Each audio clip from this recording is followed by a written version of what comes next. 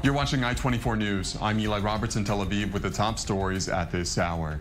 We start in the United States, where Hurricane Florence is wreaking havoc across the country's southeast. On the Carolina coast, nearly 300,000 homes and businesses are already without power. A nuclear plant shutting down, at least 175 people stranded on barrier islands.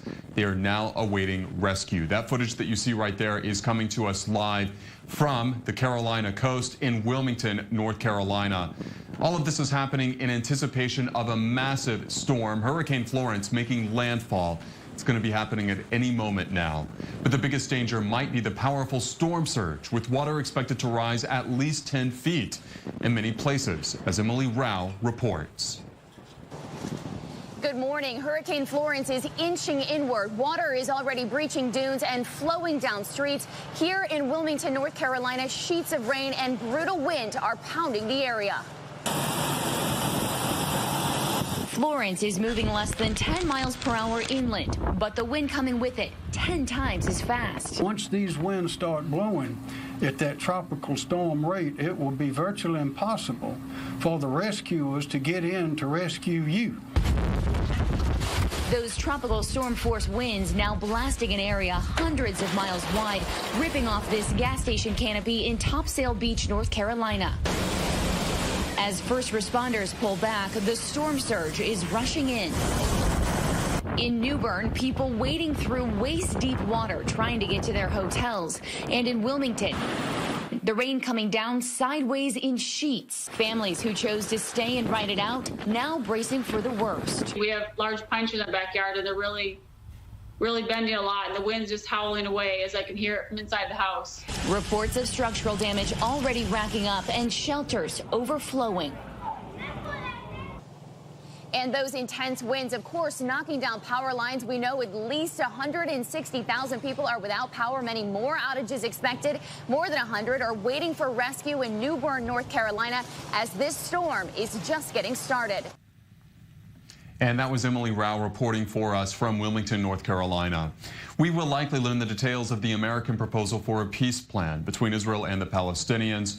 Insiders are saying that the U.S. is expecting criticism from Israel over that deal.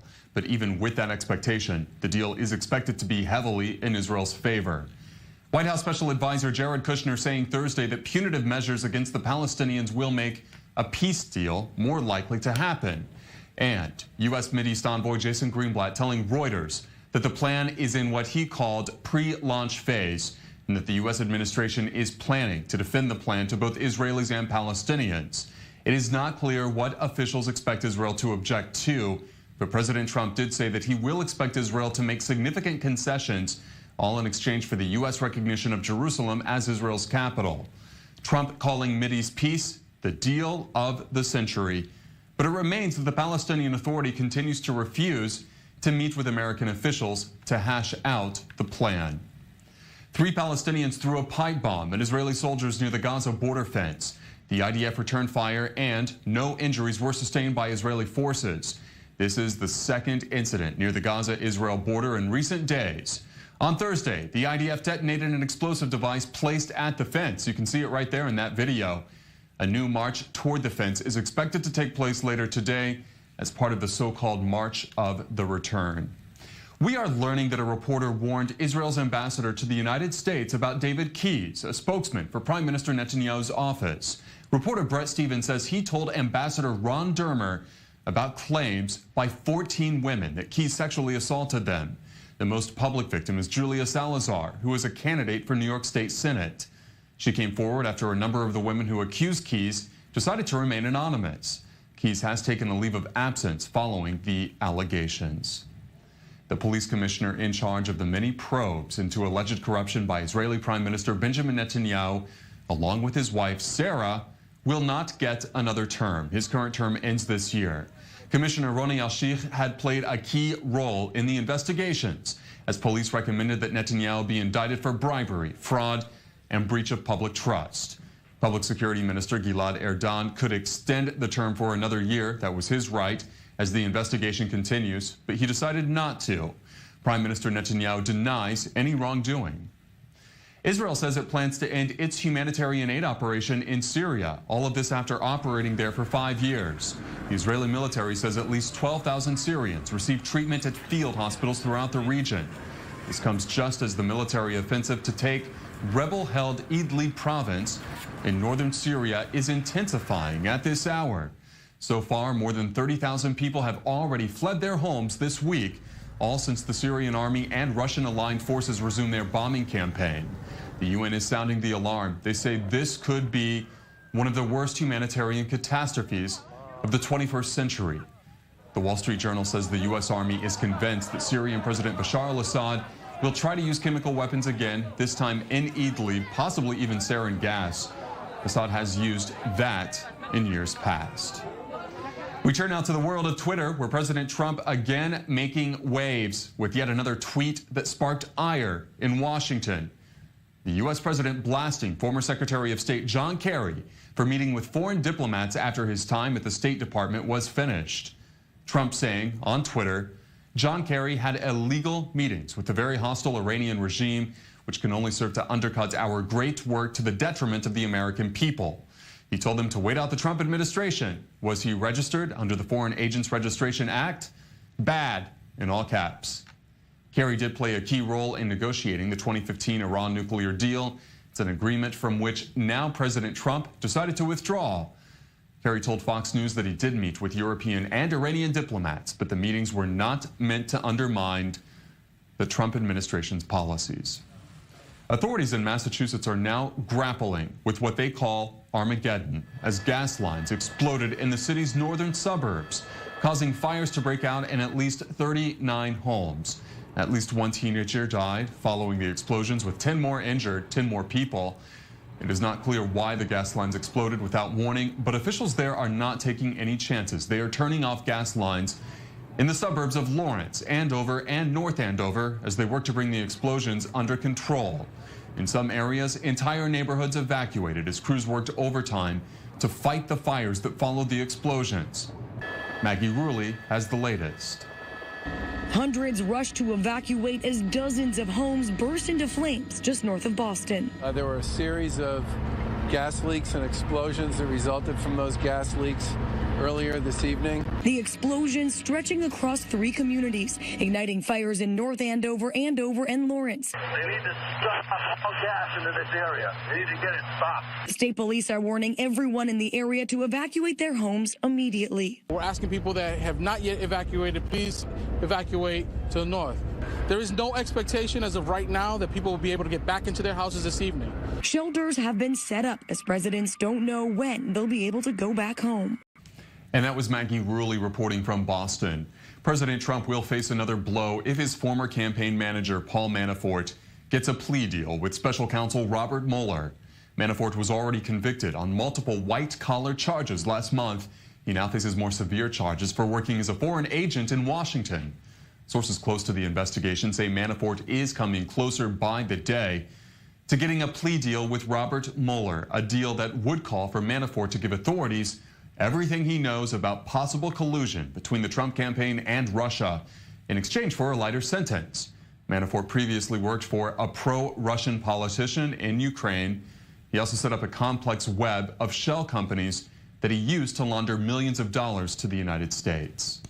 We turn now to New York, where current Governor Andrew Cuomo managed to hold on to his right to run for office under the Democratic Party once again.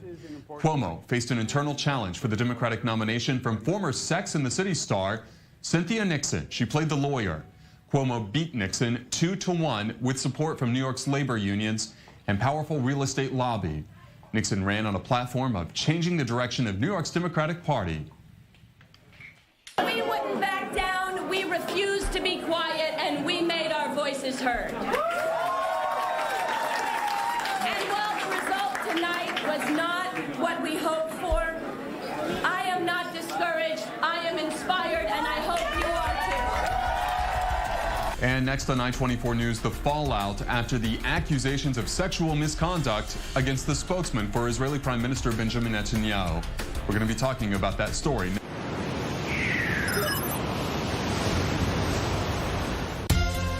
In the Holy Land, there are wonders most people never get to see. I-24 News will take you inside the shadows and unravel the secrets of some of the world's most revered sites in a way you've never experienced. All access from every angle. Tune in to Sacred Sites 360, Sunday 9 p.m. Eastern, only on I-24 News.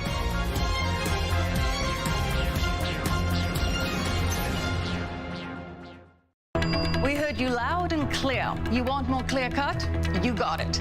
Clear Cut Plus gives us an extra half an hour to give you more of the news that matters. We cut through the noise, we cut to the chase, and we cut out the BS. Join me, Michelle McCory, on Clear Cut and Clear Cut Plus for the clearer picture.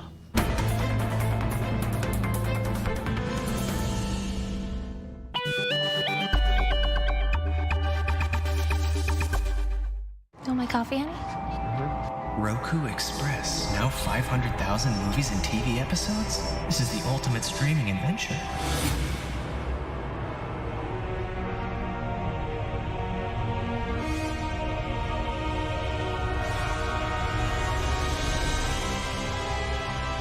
Jack.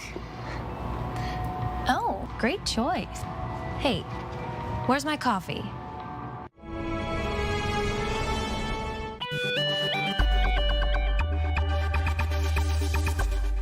What is this show about, by the way? This show is called Man Bites Dog.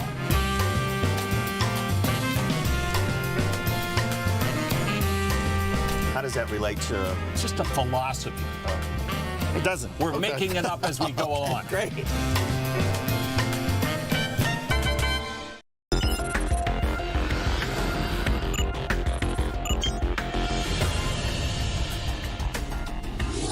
Welcome back. You're watching I-24 News. Israelis are awaiting the details of the American peace plan that President Donald Trump promises will be the deal of the century. But it's not that simple. The Palestinians refuse to participate, and Israel expects that the plan will force Israel to make significant concessions. But is that really true?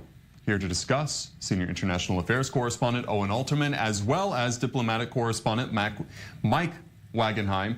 Mike, I want to start with you. The Trump administration made three hard moves in Israel's favor. First, the move of the U.S. Embassy from Tel Aviv to Jerusalem. Second, the recognition of Jerusalem as Israel's capital. And third, pulling into question the right of Palestinian refugees to return to Israel under a final deal. Now, Israel is concerned, some people say that Israel is concerned, that possibly this deal wouldn't be good for Israel because Israel is expected to make so many concessions, according to what we're hearing. But given those major concessions that we just did here in Israel's favor, how could that argument hold water? Well, first off, I'm not so sure, and I'd be willing to bet money if I was a betting man, that this plan is never going to see the light of day to begin with, because there have been some developments recently. Number one, I think the Arab support, the support from the Arab world that the Americans were counting on to try to back the Palestinians into a corner and force them to make concessions of their own, I think it didn't materialize the way that the Americans hoped they would. They were hoping to get the support of the Saudis. The Saudis have said, we're not going to back the Palestinians into a corner. Same thing with the Egyptians, same thing with the Jordanians. It hasn't happened, and it makes the Americans lose a lot of their juice and a lot of their leverage as well. The second thing is the chaos within the White House only seems to get worse. Israeli elections are around the corner, which means it could be held off even longer. The longer it goes without this plan being put on the table, the lesser the chances are that it will ever see the light of day. In terms, though, of if we ever do see the peace plan, I think we're past the point now where the Palestinians are willing to make any concessions. They've already seen so many things go against them that they feel like if there's ever going to be any kind of peace plan put on the table, that they've already done their part, that they've already made their concessions. It was forced upon them. So why in the world would they continue to make more concessions? It really doesn't hold water in any sense. Well, White House Special Advisor Jared Kushner is saying that for the reason of these punitive measures taken against the Palestinians, and to clarify, withholding money from UNRWA, cutting all funding to the Palestinian Refugee Agency, by taking these punitive measures against the Palestinians, it might actually draw the Palestinians closer to coming toward a deal. Unlikely. It's unlikely because what the American administration, I think, doesn't take into account, and you've got Donald Trump and Jared Kushner, who are businessmen. They're in the real estate business. They see everything in terms of a deal, in terms of leverage, in terms of negotiation. What we have in this conflict, obviously, and why it's dragged on for so long, it's more than just about a land deal. It's more than just about money. It's about national identity. It's about pride. And those things can't really be punished into submission. They'll always be there. They're always going to be, quote unquote, on the table. And I think it's a mistake on the part of the American administration to think that those punitive measures are going to bring the Palestinians back. I think it's only going to make their position more entrenched. It does seem that it's turning in that direction, Mike. Let's talk about the Me Too movement and how it is coming to Israel. Because in this country, the fallout is continuing for a spokesman for Prime Minister Netanyahu. His name is David Keyes. A reporter says he told Israel's ambassador to the United States, Ron Dermer, that Keyes was a risk to women. Keyes is accused of sexually assaulting at least 14 women, including New York State Senate candidate Julia Salazar. And Mike, that reporter supposedly came to Ron Dermer in 2016, 2 years ago. Why was nothing done? You know, that's the big question hanging over right now. Number one, we don't know if Ron Dermer told Benjamin Netanyahu about what Bret Stephens said. We don't know how accurately it might have been portrayed, whether it was just a, hey, a heads up, or whether it was more of a warning from a trusted person like Bret Stephens. We don't know what action Benjamin Netanyahu may or may not have taken. There are a lot of unanswered questions at this point, not only on the front of David Keyes and the allegations against him, but more importantly to Benjamin Netanyahu, what he might have known in advance. I think those questions will be answered over time. We can't really fault the prime minister at this point because we don't know what he knew at the time. We don't know if he gathered information since. Okay, and he is on a leave of absence right now. So we're going to wait and see in terms of where that investigation goes. Mike, thank you. Let's shift gears to the world of Twitter, where President Trump again made waves with yet another tweet that sparked ire in Washington. This time, Trump said this: John Kerry had illegal meetings with a very hostile Iranian regime, which can only serve to undercut our great work to the detriment of the American people. He told them to wait out the Trump administration. Was he registered under the Foreign Agents Registration Act? Bad. Okay, that's all in caps. Owen Alterman, you saw that tweet. My question for you. Caps, I promise. Okay, try. That'll be entertaining. So let's talk about that meeting that Kerry did have with European diplomats, with Iranian diplomats as well, because that did happen a very long time ago. Why is Trump bringing this up now? Well, he's bringing it up now, Eli, because it's back in the news now. John Kerry trying to sell his new memoir, also potentially trying to gear up for another run at the presidency in 2020 to potentially take on Donald Trump, potential Democratic opponent for the president. So this whole story is back in the news. We should say the Boston Globe first reported back in May that John Kerry had met with Iranian Foreign Minister Javad Zarif to talk about, including to talk about the Iran nuclear deal. So again, the story, as you said, has already been known, but back in the news because of the memoir. Again, Donald Trump taking aim at John Kerry in that tweet. Oh, and you're a lawyer. You know about the Foreign Agents Registration Act. John Kerry didn't violate it. No, but the Foreign Agents Registration Act is connected to something else that we're going to talk about in a minute, Eli, which is the Paul Manafort situation, where that is one of the charges against Paul Manafort, that he didn't register under that law. Again, Donald Trump basically making the claim, I think, not so much that John Kerry had violated the law, we should say that's what it said in the tweet, but that John Kerry violated the spirit of the law and essentially going behind the back of the U.S. government to negotiate with the Iranians. What Trump may have had in mind is another separate law called the Logan Act, something that got another Trump associate in trouble, Michael Flynn, the former national security advisor, who was said to have violated that Logan Act by meeting with Russian officials. That law is an 18th century law which forbids private citizen Americans who are not part of government to be conducting diplomacy as if they're on behalf of the American government. That, it could be argued, is what John Kerry's done. On the other hand, Eli, it's a very, very old law. Doesn't make a whole lot of sense. You can certainly argue with what John Kerry did was very much improper. To actually prosecute him for it seems like a long shot.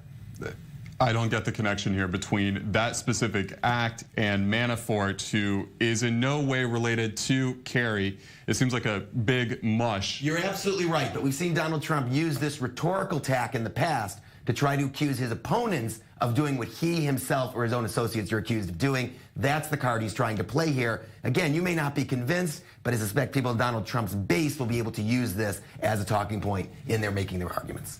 Okay, well, let's talk about Manafort because that's where the focus is, just in case we can't put the blocks together. So Manafort is the one possibly with the most damning information about President Trump and the allegations of collusion between his presidential campaign and Russia. And bad news for Trump because Manafort may make a plea deal with the special counsel. How bad is that for the Trump administration? Well, that's right. First of all, Eli, Paul Manafort potentially facing yet another 3-week potential 3-week trial in federal courts, this time on issues that relate to lobbying and other charges. He had faced charges and been convicted of a number of counts for bank and for tax fraud. This is a separate set of charges, a separate trial. But on the eve of that trial, Eli, Paul Manafort potentially going to enter into a plea deal with the special counsel and with federal prosecutors for yet a third trial that he might be facing in Virginia. We'll know more at 11 o'clock Eastern time, 6 o'clock in the evening here in Israel, when there's supposed to be a court hearing and that plea deal might be announced. Of course, the big question, what's Manafort going to get? What's Manafort going to be giving those prosecutors in exchange? Is he just going to be pleading guilty to get a lighter sentence? Or are they going to be asking him, and will he be agreeing to cooperate and provide information? That's, of course, the question that we really care about. And again, it's a question that's still unanswered. I know you will be following that announcement as soon as it comes out. Owen Alterman, thank you. Also, Mike Wagenheim. Mac, I'm going to change your name. Mike, I've been called worse. Thank you for that analysis. Let's turn now to another story happening in the U.S., this time also with the Me Too movement. Another network executive, this time at CBS, is headed for the door following a wave of sexual misconduct scandals. Now, CBS is reeling from revelations that some of its biggest bosses may have attempted to save themselves by making threats and buying an accuser's silence. Here's the latest from our New York bureau chief, Steve Langford. As you can see from our results, CBS turned in another very strong quarter. CBS Chairman and Chief Executive Les Moonves, August 2nd, presiding over the company's corporate earnings call with customary bravado. We're as confident as ever that the strategy we have in place is setting us up for continued long-term success. But as Moonves spoke, the Tiffany network was already in the throes of turmoil since just 6 days earlier, the New Yorker magazine had revealed Les Moonves was being accused of sexual harassment and assault. This on the heels of CBS Morning co-anchor Charlie Rose being fired the previous November for sexual misconduct. This is about a culture of women saying allegations were being covered up. And a lot of that centered on CBS News, and those problems are still there. Now the latest to fall. Jeff Fager, the executive producer of revered news magazine 60 Minutes. Fager in a text said to me, quote, "If you repeat these false accusations without any of your own reporting to back them up, you will be held responsible for harming me." The CBS Evening News Wednesday night forced to report a perceived threat against its own reporter, Jerika Duncan, received from Fager himself after she had texted him for his comment on reports he had touched female staffers in inappropriate ways and allowed harassment to taint the workplace at 60 Minutes. Be careful. There are people who lost their jobs trying to harm me. CBS News then fired Fager. But as dozens of 60 Minutes staffers crowded this Upper West Side bar Wednesday with Fager, some gathered here expressed anger over his dismissal, according to the New York Times. One asking, how do you get fired over a text message? I think it's important that a company's culture will not allow for this. And that's the thing that's far-reaching. Moonves's Me Too moment has now become Him Too after a second New Yorker report this past Sunday revealed new accusations against the CBS head. The network forcing Moonves out just hours later. He picked me up and threw me against the wall. I mean, I just lay on the floor and cried. But the plot sickens as the New York Times reports the CBS board, which had continued to support Moonves, learned he was allegedly trying to find one of his accusers a job at the network to silence her. The Times now claiming CBS will not pay Les Moonves the tens of millions of dollars he might have pocketed as a payout for leaving the company. In New York, Steve Langford, I-24 News. And if you thought the hurricane off the coast of North Carolina was the only major natural disaster brewing at this hour, you were wrong, because the Philippines is now bracing for Typhoon Mangkhut.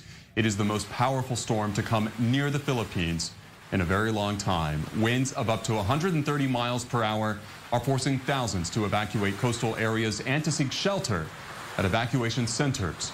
The typhoon will likely make landfall early Saturday on the northern tip of Luzon Island. The storm struck the U.S. Northern Mariana Islands and Guam on Monday and has since gained strength. And we turn back to the Carolinas, where Hurricane Florence is coming very close to making landfall at this hour. It is already starting to wreak havoc across the region.